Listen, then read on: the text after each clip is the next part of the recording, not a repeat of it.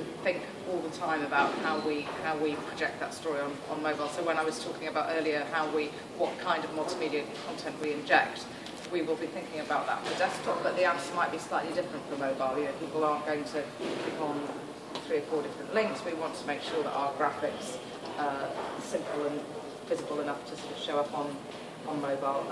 And we have now, we do have journalists on the hub who are specifically focusing on that and making sure that we have multimedia content that works for mobile.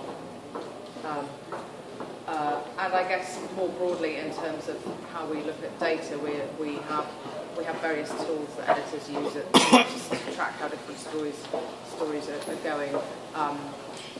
But we are building out our ability to not just track traffic, but to track engagement, and also to track what sort of stories make people subscribe and convert people to subscribe.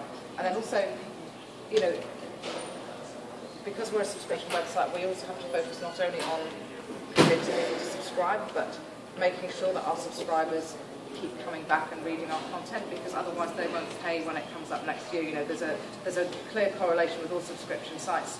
I mean, it's the same with things like Netflix, for example, that over a certain level of, you know, subscribers who use it more than a certain amount will resubscribe because they will perceive there to be value. If they're not using it, they won't pay for it. And then the first question, the economics of the big immersive stories, like how you get them. Yeah. Well, I think that there's a great opportunity for us, actually, in terms of doing immersive stories really well in the areas of business and finance, which I don't think anybody's really doing very well at the moment. I mean, I don't think anybody's really tried to do, and it's clearly more challenging in some ways because you know, it's not necessarily visual. Yeah, exactly. But I think there are great stories in tech, for example, and in business that sort of do lend themselves to that kind of treatment. And as I said, I think that because immersive stories have been in a kind of experimental area,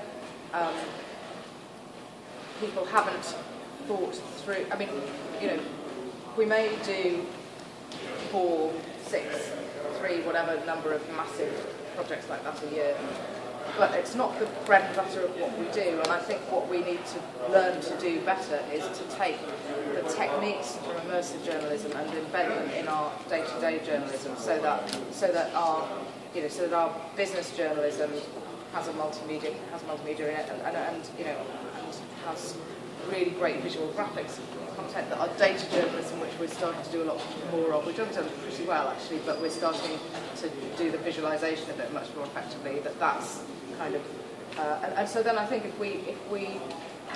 I think in order to monetize it, it does need to be drawn into our core content more, because otherwise, you know, it's going to be actually a small amount of our total content. And I mean, it's still worth doing, because I think what you're doing is you're learning how to treat stories in this particular way, that then you will be able to apply it to other types of journalism and apply those techniques.